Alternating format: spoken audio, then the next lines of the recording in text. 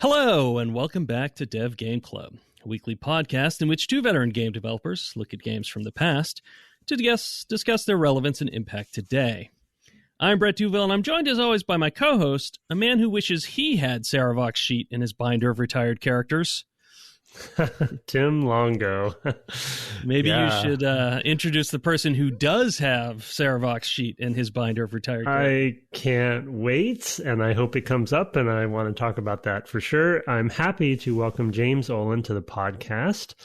We are talking to James because of his work, of course, on Baldur's Gate 1 and many other games for BioWare.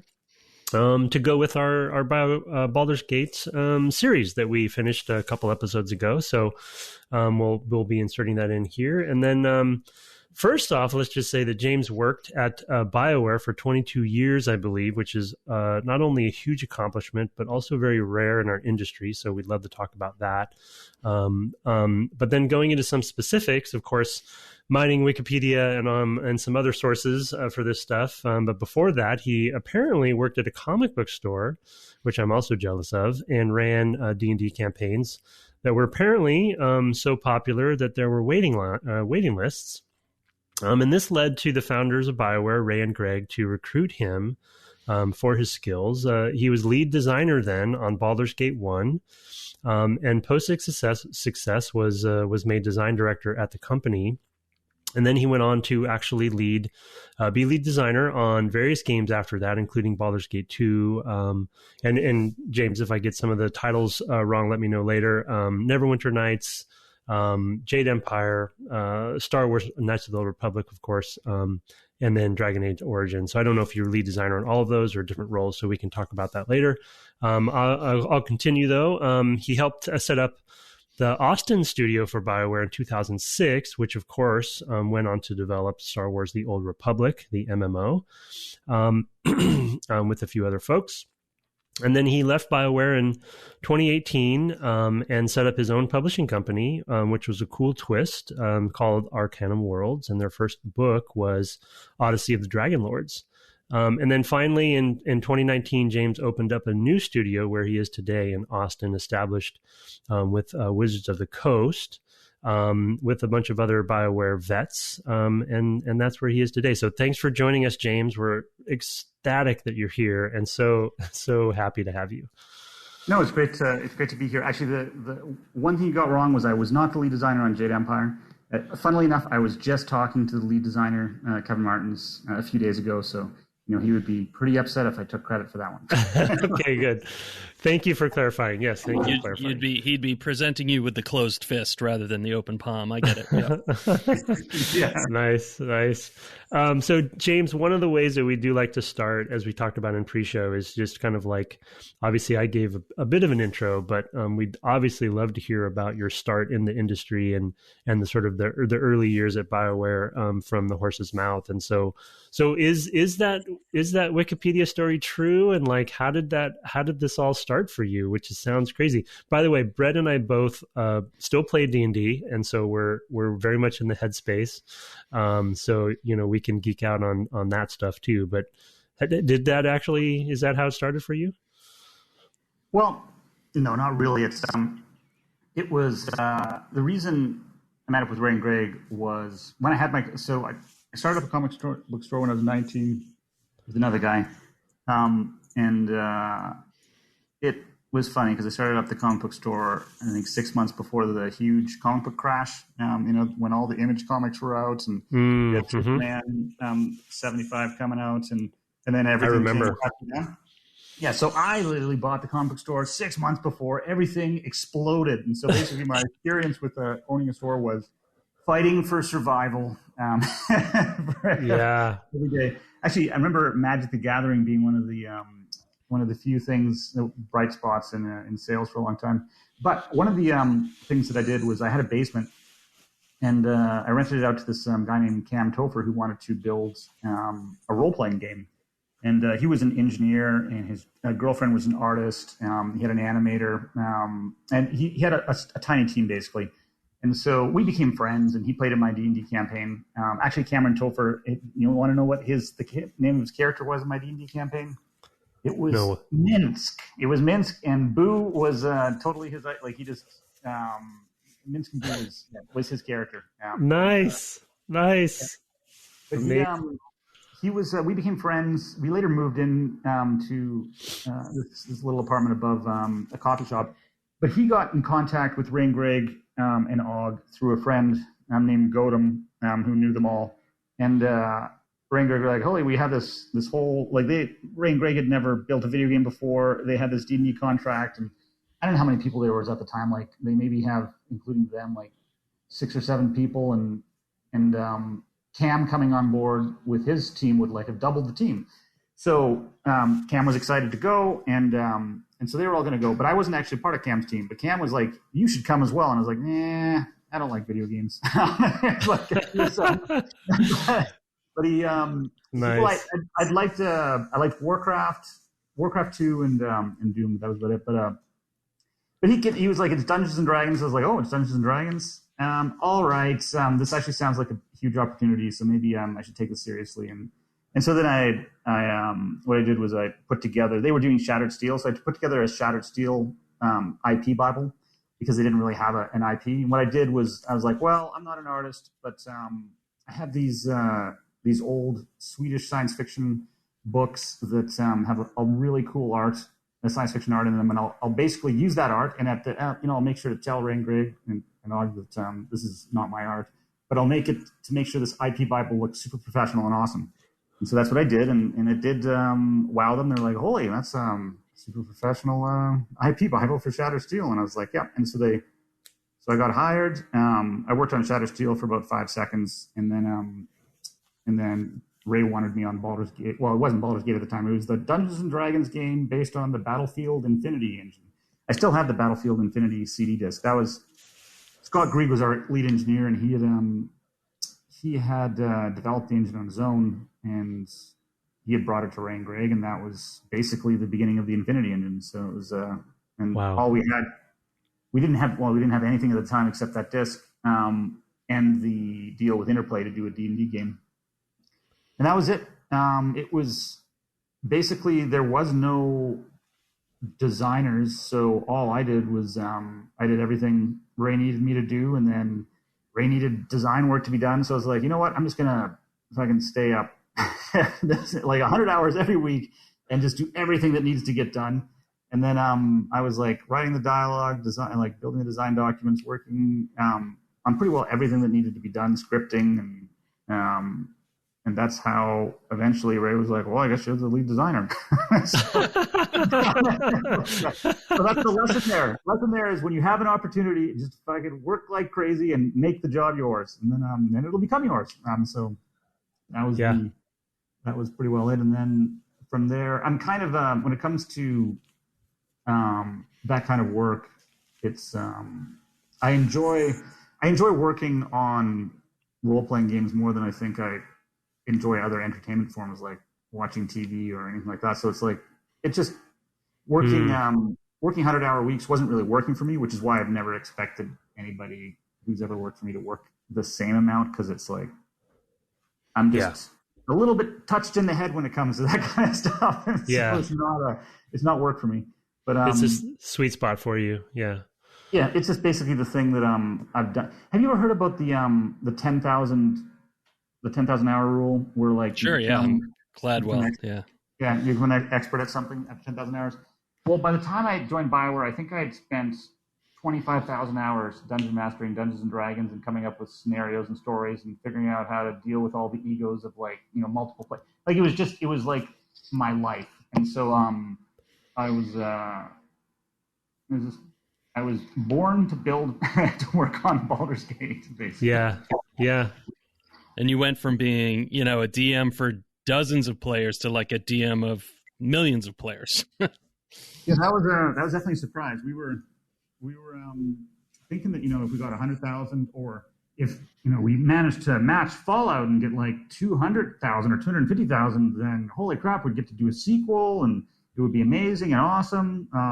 And then we ended up doing millions. So it was like that was not what we expected at all, but it was a good surprise. Yeah. So can you so for the sort of early design sort of days, and again, like you said, coming at it from a Dungeons and Dragons perspective already, which is by the way, I'm just, obviously this is an audio medium, so you don't get to see my face, but I'm just grinning ear to ear hearing these stories of how this all came to be, because it's so unique and so cool, and we're both D&D nerds still today and running our own games. And so, so one of the topics we talked about a lot on the series when we were playing through the game with our audience and stuff is the sort of translation of Dungeons and Dragons into Baldur's Gate, and having that be clearly, and we were both developers back when it came out. We've been doing it for a while. And so we remember when the game launched.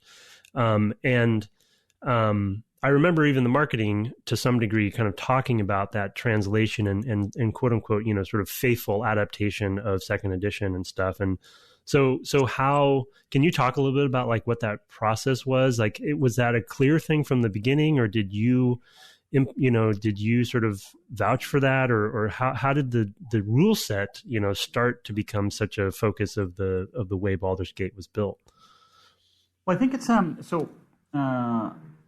one of the things that is impossible to fake is loving something. So it's like, which is why whenever, how everything comes from something, everything is inspired by something. It's always okay to be inspired by something that you love, because if you love something, you understand it intimately, and therefore it comes through in your implementation of your version of it. And so it doesn't feel like, it doesn't feel derivative. And it's, I use the example of Knights of the Old Republic. So in Knights of the Old Republic, the big twist where you find out that you're Revan, I always talk about how it's the biggest ripoff you could possibly imagine. And people are like, what? It's not a ripoff. I'm like, it's totally a ripoff of the most famous twist in Star Wars. It's like, literally, I love one of my favorite sequences in all movies is the whole Bespin scene. And I was like, you know what? I'm going to recreate the Bespin scene. But I have to explain it beat by beat until they're like, oh, yeah, it is an entire ripoff of the Bespin scene. I was like, yeah, you just don't recognize it because you're playing the main hero, and there's enough key differences that like you don't see it. But like literally, you're going to face off against the Dark Lord,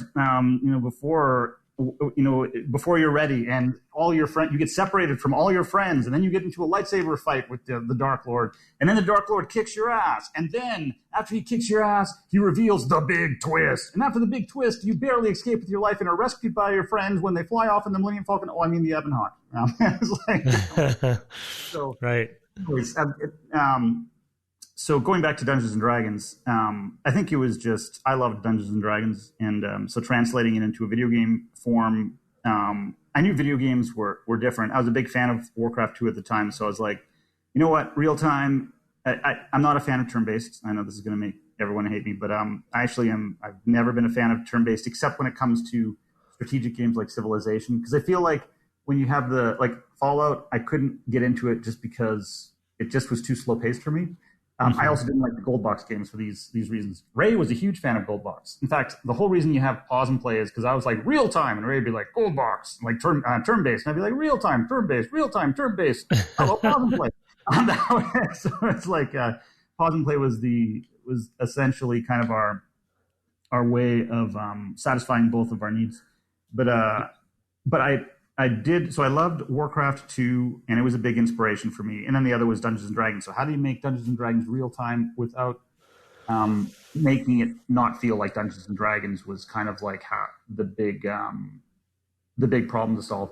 And that was it. That was just the drive. Like, I didn't want to create a turn-based game, but I also loved Dungeons & Dragons. And as a Dungeons & Dragons fan, I knew what players would accept and what they wouldn't. You know what I mean? It's like, because I'm that fan, I love the system. So like, if I wasn't going to accept it, the fans definitely wouldn't. Yeah. Right. So from the genesis of the game it sounds like, are you saying that basically you and the studio were the ones driving the notion of it being so religiously, beholden to the system, or was Wizards in there somehow, like trying to make sure that it was, or, was that a charter, or, or was it just like you said, the love of the system and getting into the details of it? Yeah, no, it was us. We had like Ray was a huge Dungeons and Dragons fan. I was the biggest Dungeons and Dragons fan that you could imagine. It was like we just wanted to be true to the system. It wasn't TSR. It was TSR at the time. TSR, right? That's it. Yeah. Yeah, they weren't involved hardly at all. Like TSR was dying at the time, so it was like it wasn't until like Wizards bought them during Baldur's Gate 2 that there was some more involvement. But Interplay also had, Black Isle had a lot of Dungeons and Dragons fans. You know, like Chris Avellone and Parker and Feargus and all those guys they understood Dungeons and Dragons quite well as well. In fact, I have to say that Black Isle was a huge boon to BioWare's development just because we learned so much from that group. Right.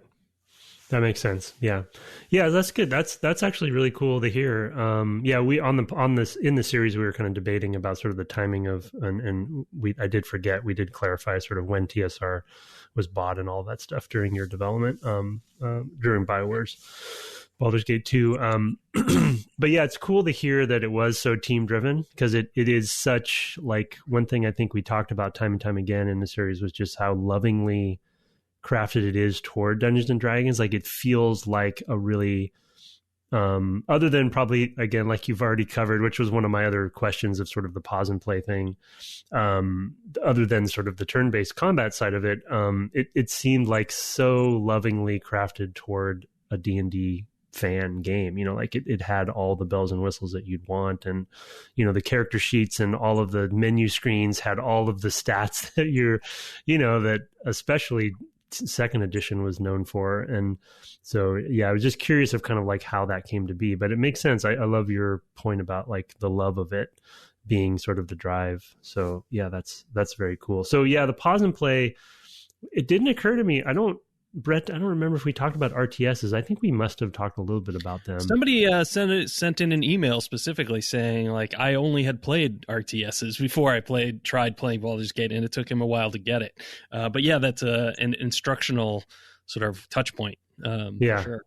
That makes sense when you mentioned Warcraft, because we played Warcraft 1 on the podcast, and we had Bill Roper on for that interview, and now I'm kind of putting two and two together, and with some of the AI stuff, which I definitely have a question about AI later, but you kind of can see that some of that influence that you're talking about coming in there. That's awesome.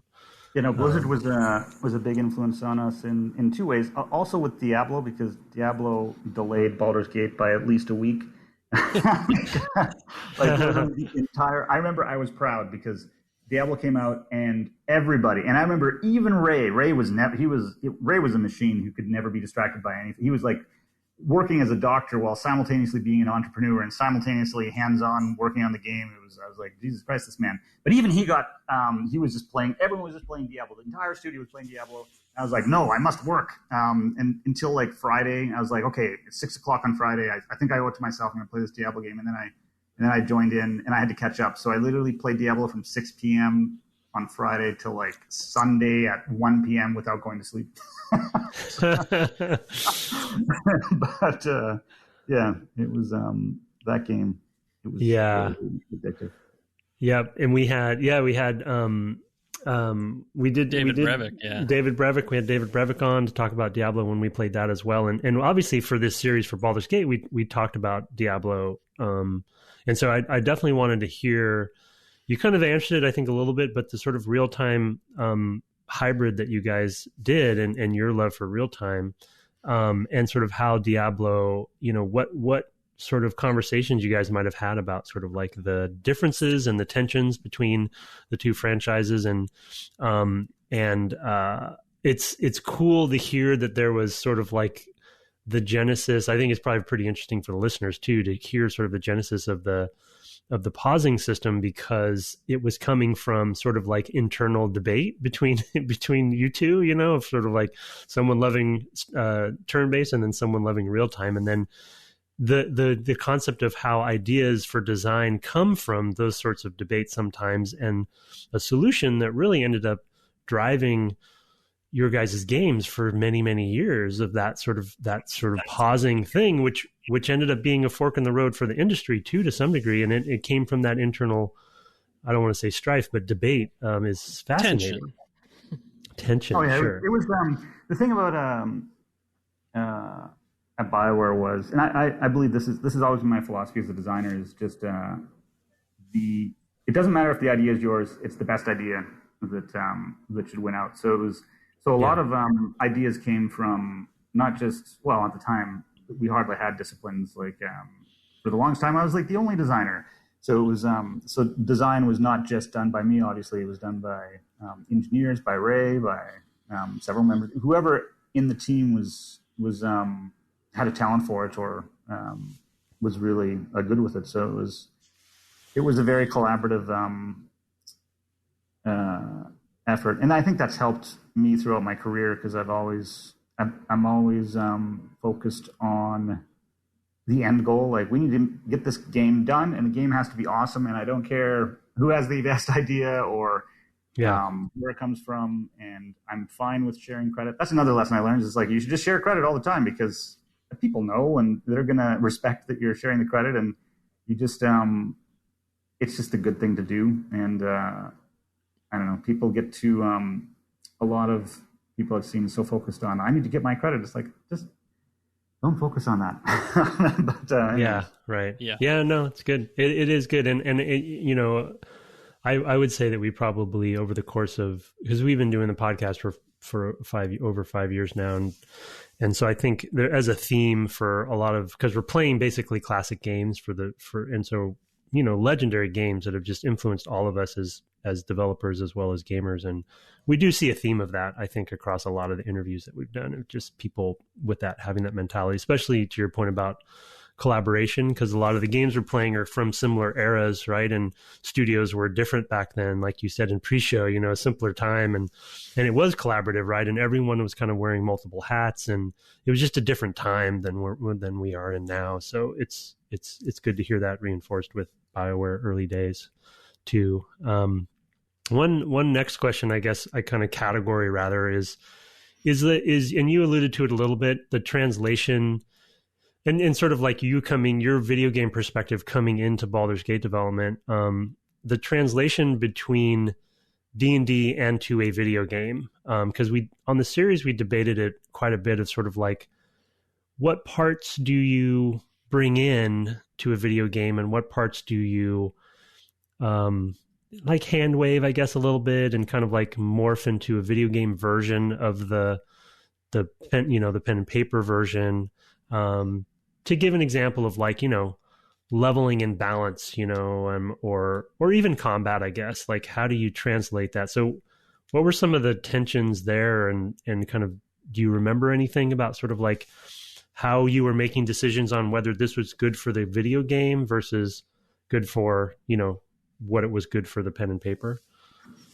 I think, it's the thing about pause and play, that the thing I really liked was the feeling that the pause and play allowed you to set up these little, almost like live action movies with, you know, the epic combat music going, and then you could stop it at any time and like change what your characters were doing and all that, and then continue your little movie and then stop it at any time. And it's like it wasn't really the turn-based part. I felt wasn't, especially in the video game form, wasn't something that we should be trying to preserve. But the feeling of the classes and each of the weapons and the spells and all that is important. Like, but it was like the fact that you could move a certain number of squares in a round and all, like, those things weren't as important as just, as long as it felt like you were playing D&D, making it flow and feel a little more cinematic. And I know, talking about a side-scrolling 2D sprites and all that, making it sound cinematic, but it was in a way. Oh yeah, totally. But now, what was another thing that was important? Actually, when you talk about balance, the interesting thing with balance and Dungeons, like in the Baldur's Gate games and any of the party-based games, like this applied to Dragon Age Origins as well, is the whole pause and play, save and reload, and like a party of 6 people, 6 characters, actually makes balance super, super easy, and but makes players feel like the game is so carefully balanced, and you have so many options, and it's so tactical and blah blah blah, right?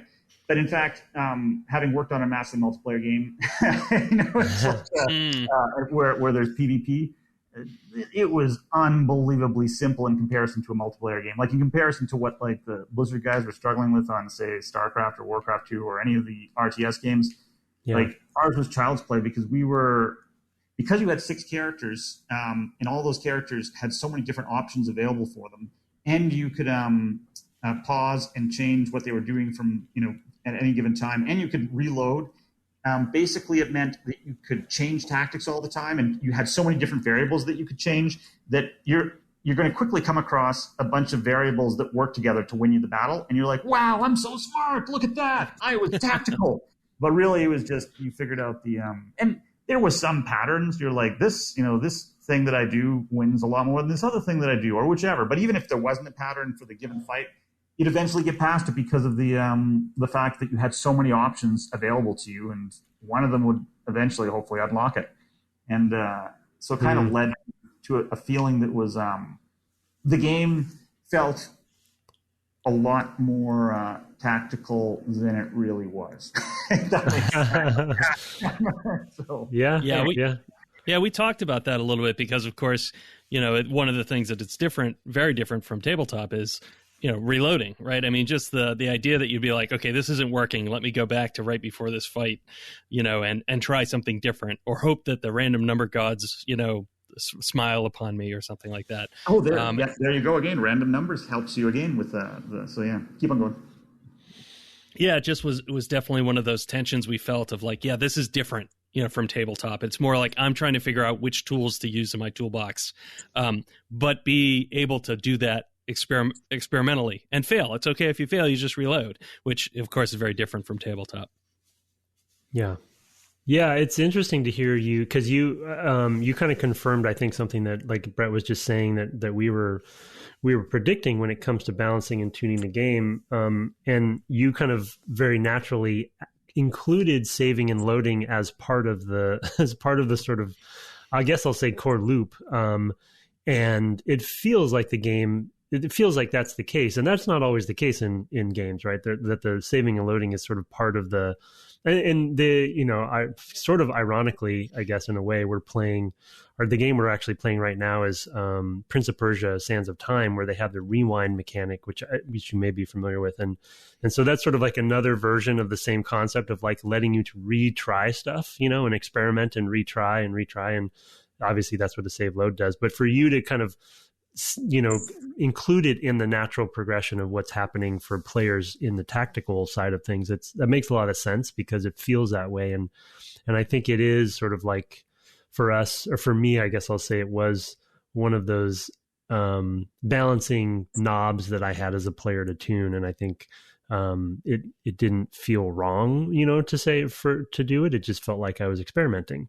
And like you said, there's just so many things to do, so many options. We used the term a couple times, like I think, and maybe this is what you meant by like it feels like you've just done something tactically, but there were times when it almost felt like puzzles in a way. Like I was trying to figure out the right, or like the best way for my party to do something, and it felt almost like I had solved the puzzle, and that's a good feeling because you felt clever, right, doing it. Yeah, that's exactly. You do feel clever, and but unlike a real puzzle where we'd have to spend tons of time, it really, all of the tools available to you gave you so many different solutions. That we didn't have to spend all that time, balancing or thinking about it. It was almost just the D&D system almost naturally just and combined with saving, reloading, and pause and playing, and the fact that you had 6 characters all with different abilities made it much easier. So it's sort of like you guys kind of just made you kind of made an engine of options and just put a bunch of them in for players, and then kind of let the systems just kind of do their thing. It sounds like. Yeah, it's pretty well like because we didn't have our playtesting was all done internally. We also had Interplay helping us, but most of our balance stuff was happening internally with just our team. So it was like it wasn't like we had a professional QA going through. Old school. It was old school. Yeah. So shifting gears, like we kind of Brett's intro, and you were just mentioned it, and then you were just mentioning sort of the variety of characters. I did want to, obviously, something that BioWare became really known for, and I think this game was obviously the tip of the spear for it. I definitely wanted to talk about the characters. Obviously, some of the memorable ones. You mentioned Minsk already. And one of the people, just to give him some credit for helping us organize this interview, Michael Backus, who's a mutual friend, as well as Chris King, I guess both of them kind of put us in contact with you. And I don't know if he's supposed to have this image, but he sent me a photo of a character sheet that is a second edition character sheet that is from Servok, and so can you kind of talk about the characters themselves and like where they were? Are there any kind of fun stories or tidbits about where they came from? You just mentioned one that Minsk was actually a character from somebody in one of your games, and then one of the other employees and stuff. And so how did that sort of whole thing? Because they each have, this was the early days of loyalty missions and like stuff that, in like minor versions of that, and just like who do you have in your party, and everyone would compare notes on that kind of stuff. So, can you talk about the character stuff a little bit? Yeah, so it was actually Ray's idea. Ray was like, because I was writing the story, doing dialogue, and I was having to create so many characters. I was like, holy crap, I have to create so many characters. He's like, why don't you just use all the character sheets from your binders from your campaign? Like, I have everyone's character who'd ever played in one of my campaigns. I kept care of all of them, so because I knew that a lot of players wouldn't care about them, but they might in the future. And hey, they did.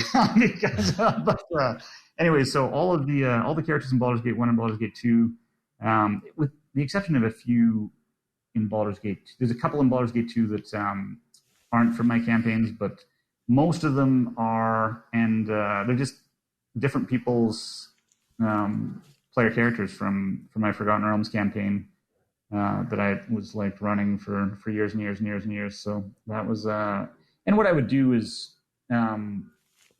they would, like, for example, Minsk and Boo was created by Cam Tofer, and the whole interaction between Minsk and Boo was his creation. But the voice for Minsk and Boo, like the funny dialogue lines and all that was Luke Kristjanson, who was essentially the first writer that I hired out of all the, and he was a better writer than me. So I was just like, all right, I got to get this Luke to start writing all the most important dialogue as soon as possible.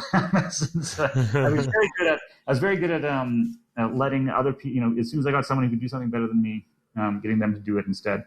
But yeah, so while they came from the campaign, they would, obviously the writer who was implementing them or writing them would give them a voice that would make them more interesting than just someone else's character. Though I think it's kind of a melding of both. But yeah, I don't know.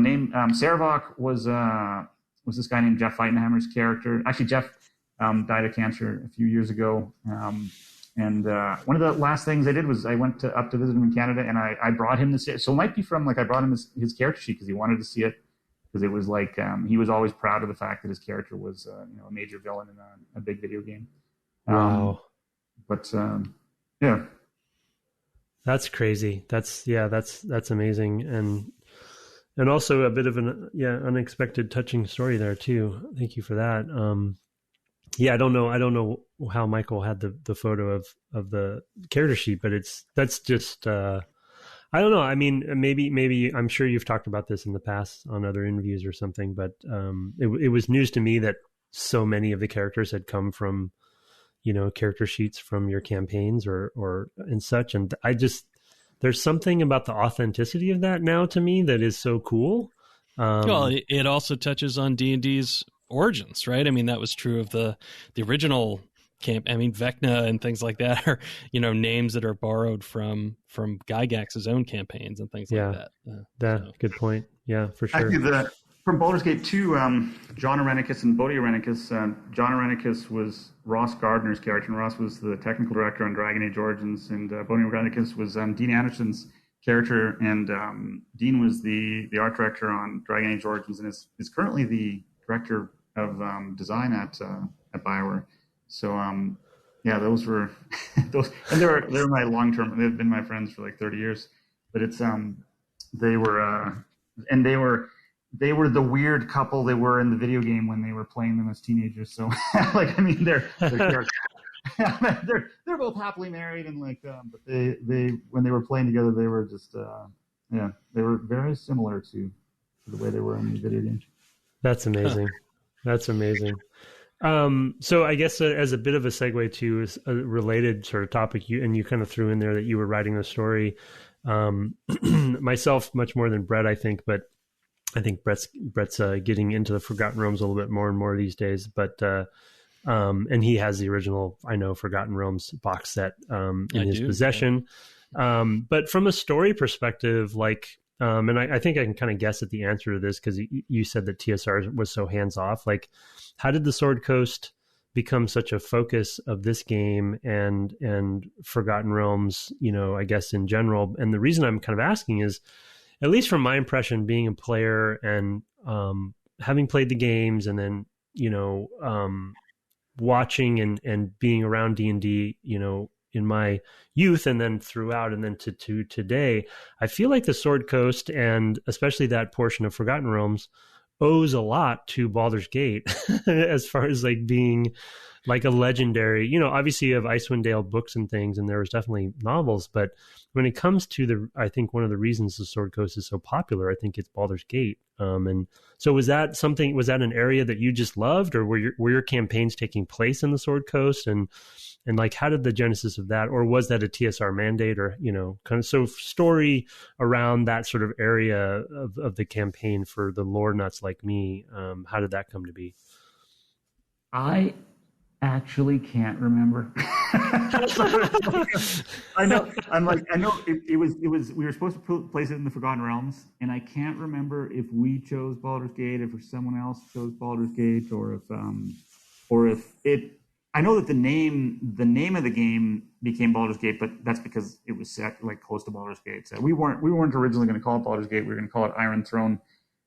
Trent Oster, I don't know if you know him from Beamdog, but he'd always make fun of that name because it's like, it's like the Iron Throne. It's like an iron toilet. So maybe it's good. Right. Yeah. But anyways, yeah, I can't remember. Yeah. It's funny because I feel like TSR pushed more of like Cormier, and stuff like that, sort of the the more central areas of the map, and not sort of the fringes. And it's I'm also interested in that and why that happened. Yeah, that makes me think that maybe we did choose it because one of the reasons we chose to stay out of their space, or something. Yeah, because I was like, when we did a Star Wars game, the reason we chose Old Republic was because it allowed us to tell an epic story without having to worry about going over the movies, and I think maybe that was so long ago. I don't want, I'm literally just guessing now. No, that's okay. Yeah. No, that's okay. And I just, I mean, it's just something we talked a little bit about, and regardless of its origin, and that's obviously, my memory is terrible, and so I don't remember any of that kind of stuff too, but I just have always found it fascinating. I don't know if this is your perception either, and this is just me, being a D&D fan from the outside, but my perception is really, if you guys did choose, and to be honest, similar to Knights of the Old Republic, right, like that, choosing that era did bolster that era, because the games were so good. And so Baldur's Gate as a game did, I mean, for instance, like one of the location source books in 5th edition today is a Sword Coast source book. And that it really owes a lot to the Baldur's Gate franchise, really, in my opinion, and Neverwinter as well. So anyway, I just thought that was interesting that, where sort of the popularity of things comes from can be very different, I have that source book. In fact, now that I work for Wizards and I can use my points at Wizards to get free D&D books, I have so many copies of D&D books, of every single D&D book. Then everybody who plays with me just gets free D&D books. It's great. So that sounds amazing. Awesome. That's like, yeah, full circle, right? For you. That's so great. Oh yeah, no, it is pretty fun. Yeah. And then, I think, I don't know, Brett, if you have any others, I can move on to another one if you want. No, yeah, that's fine. Yeah, I just love this, the way that the games reinforce the sort of world, the universe, and like it does feel like, you mentioning the Star Wars connection as well. I'm like, yeah, that's true. That really kind of made that a thing. Like it wasn't something we really talked about before that, before those games. So that the BioWare stuff has had a huge impact on entertainment more broadly, and the stuff that kind of reaches more people, even the video games do. So, or did at the time. Yeah. I mean, my next kind of category is sort of related to that and related to the story. And it's really one of the other topics we talked a lot about while playing. And by the way, we had played the game in the past, just if it wasn't clear. So this was obviously an additional playthrough, modern playthrough. But one of the things that we talked about was just sort of the scale and scope of the game, and the sort of I don't know. We were imposing this upon it, so it may not have been necessarily true, but it felt like you guys had a goal of making it feel like a real campaign, because it's just such a big game, and there's so many zones and so many secondary quests, and you can kind of explore. It's sort of semi-open world even, and can you talk about sort of like the world building side and sort of what intentions you guys had for? And now that we're going through this conversation, I kind of again can assume what you might say, that you were in a way simulating a campaign, a tabletop campaign. That was our impression, but was that true? Like, how did you guys think about scope? Because it's such a big game. Well, I think it was. So there's one of the things as a dungeon master, and by the way, so many good game designers that I've hired in the past have been dungeon masters. Well, as you learn as a dungeon master is the great thing about tabletop role-playing games is they give players a sense of freedom. So you want to give them the sense like you can go anywhere and do anything. But simultaneously, players want some guardrails, and they want a story that feels epic, and they want characters that are really cool. And then they also want the tactical combat and all that. So I think it was what we eventually we kind of ended up, and this was later on in BioWare's development, when we had to look at all the games we had built and kind of come up with the formula that we had used. So kind of reverse engineering, and it was like the pillars were exploration, story, character progression, and combat were kind of like the 4 pillars. And so I think that from Baldur's Gate, we had all of those things were important, and they were all things that also were important in a tabletop role-playing game as well. Right. So that sense of exploration was, yeah. And so it's interesting that you reverse engineered that later. So it's sort of something that maybe was obviously more organic with Baldur's Gate specifically, because you were kind of just like doing what would be the perfect how do you take Dungeons and Dragons and that amazing experience and translate it into a computer game?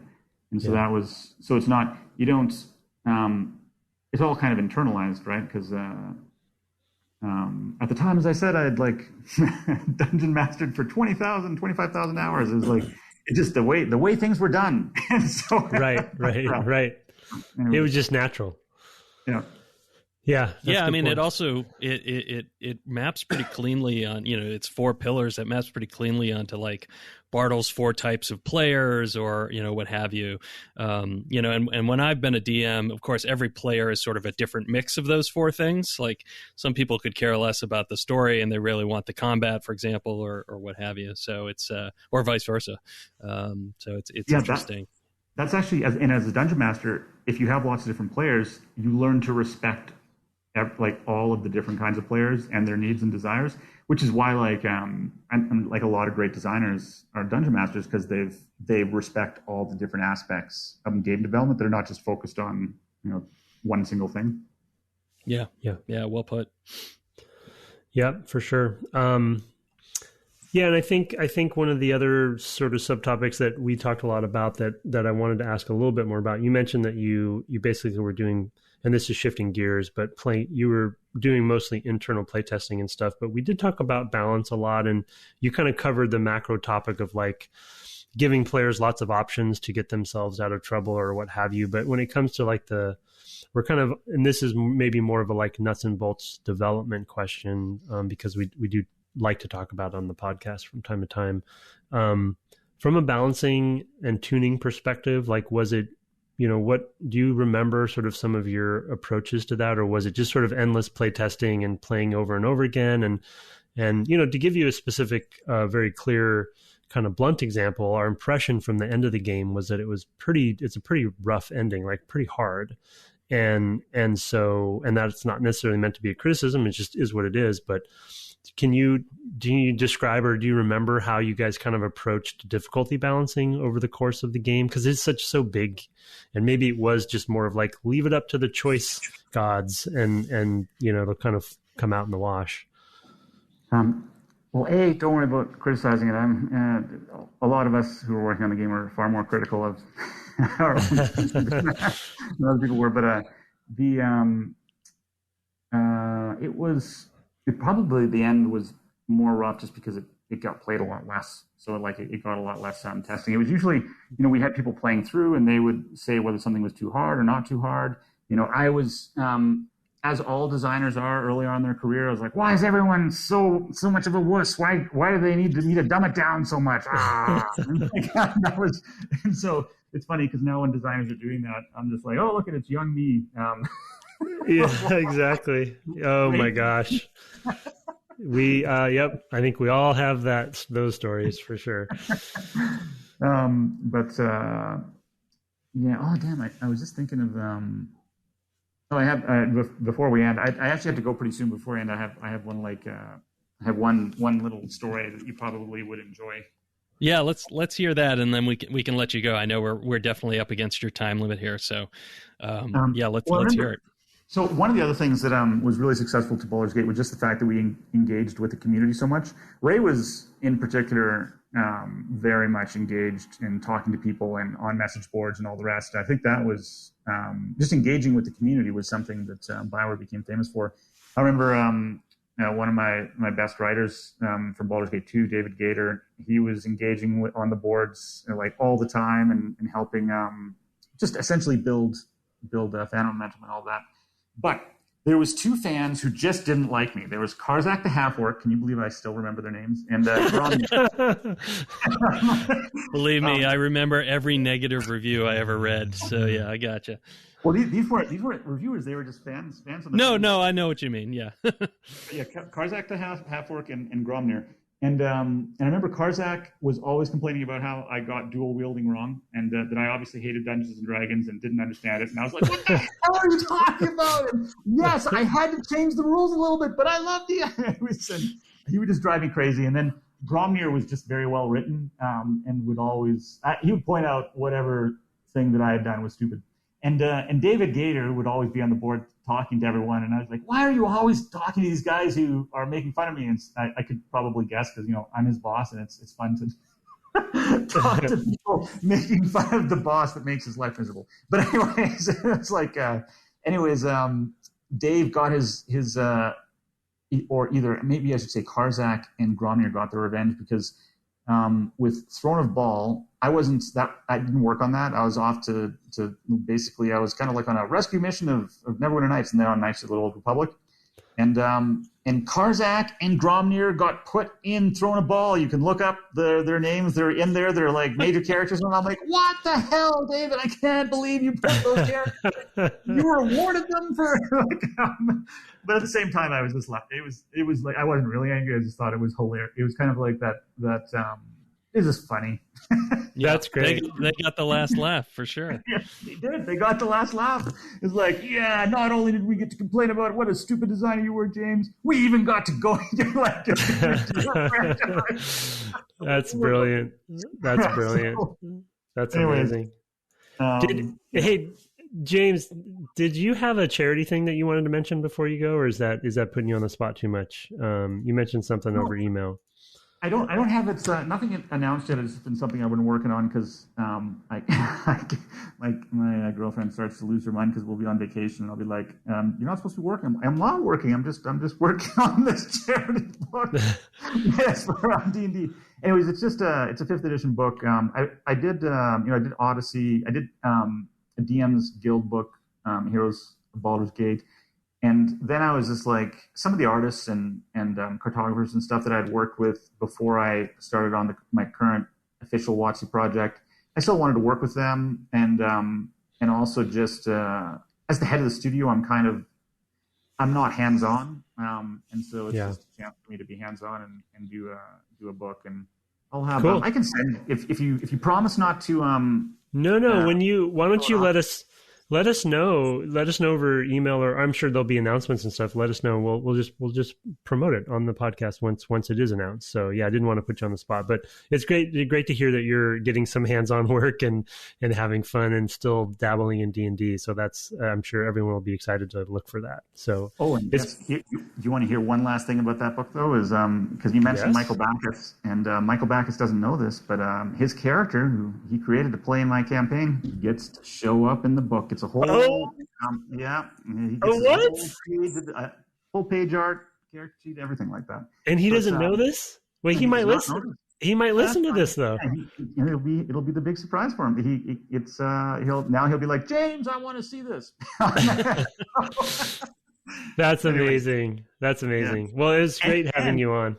Oh, go ahead. He'll be happy to know that because I had Drew Karpyshyn, who's a writer. He's working for me. He worked on of course. He was my editor for the book, and in his comments was the character's name is Dagrin. He's like, Dagrin's got a really great concept. So that was the only character he was really super excited about. So go, Michael. Michael, you impressed Drew. Anyway. Oh, Michael. Nice. Well done. Well, I'm glad you've it sounds like we've got another possibly 25,000 hours of DMing that you're going to do from here on out, and we're lucky to have had the benefit of it in our Baldur's Gate playthrough. So thank you so much for your work and for your continued work. It's been great. I look forward to your future stuff. All right, I will. It was great talking to you too, and have a great weekend, and thanks.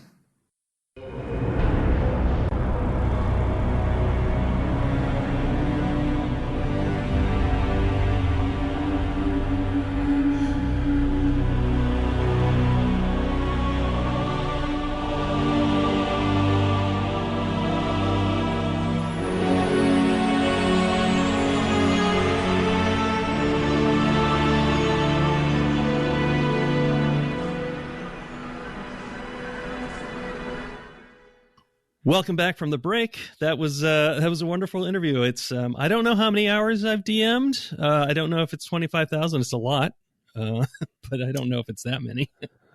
Yeah, he seems like the prototypical sort of DM example of like just so deep in so many hours. And I mean, just to be honest, like the concept of saving all of the character sheets for characters from all of the campaigns, in the past, or even having a portion of them. Like I don't have any of mine from the past, or either my own or ones for characters that were played in games that I ran. So like he's, it's like it's part of his life. It's amazing.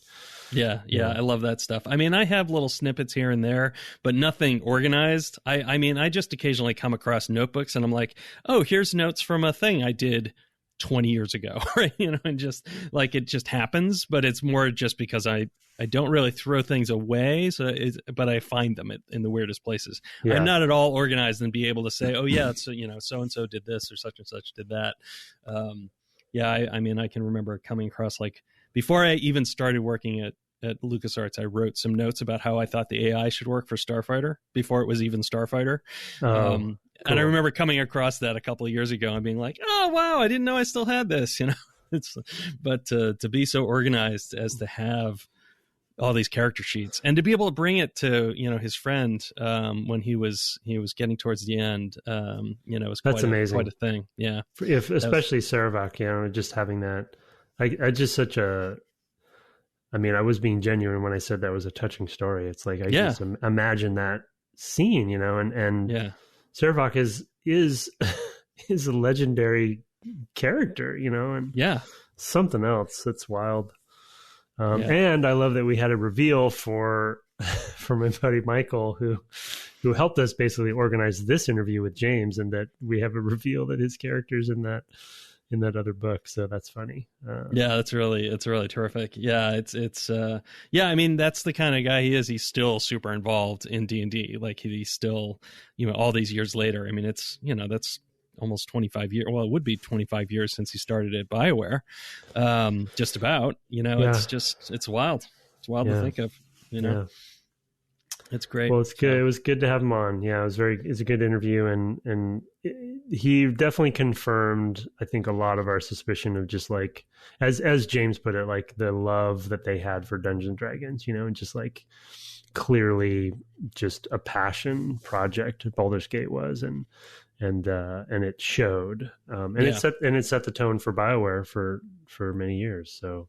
Yeah, absolutely. Because it wasn't always that way, right? I mean, I can remember, not everybody who held on to that license had that care for it, I guess is what I would say, right? I mean, there's, I know that there was an Interplay, like 3D, was it it was Undermountain, right? It was something like that, right? That was just not great, and not one that we'll probably play, right? That just was a mess, and not so just lovingly cared for. Of course, we wouldn't recommend anybody put in 100-hour work weeks, but you can sort of see that like in the product of like that level of loving what he was doing, to your point, right?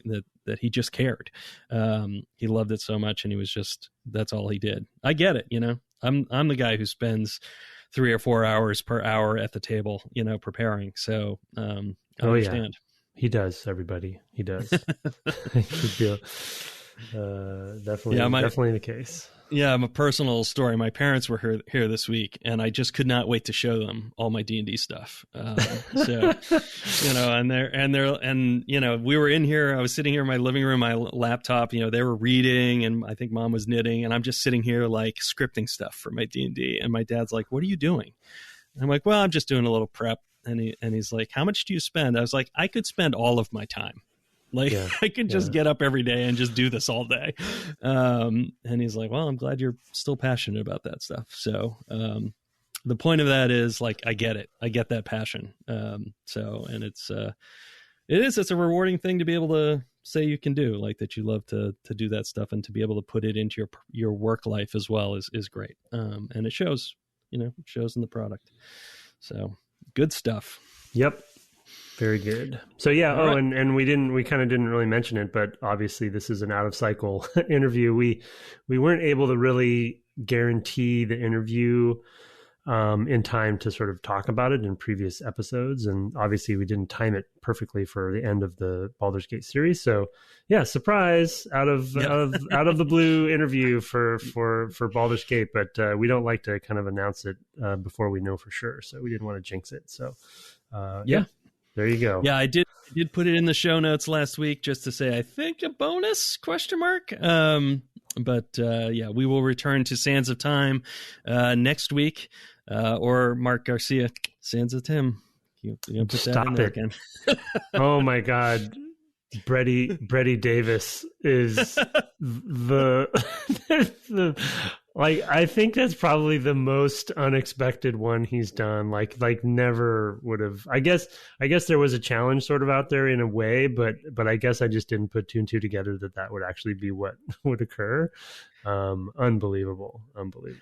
Well, I'm happy to announce that there is a sandsoftim.web.app site that was just announced in the last 20 minutes since we were doing this recording, that just came through on Twitter.